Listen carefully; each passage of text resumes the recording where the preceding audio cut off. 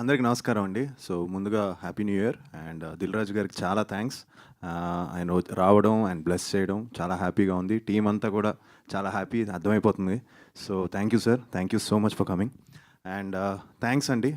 Cinema నిజంగా చాలా కాంపిటీషన్తో release అయింది అండ్ అంత కాంపిటీషన్లో రిలీజ్ అయ్యి కూడా సినిమా స్టాండ్ అయ్యి సెకండ్ వీక్ ఎంటర్ అయ్యి సెకండ్ వీక్ కూడా కొన్ని థియేటర్స్ పెరిగి it's doing very good and thank you so much. ఆడియన్స్కి చాలా థ్యాంక్స్, ఎందుకంటే మీరు చాలా బాగా సపోర్ట్ చేశారు.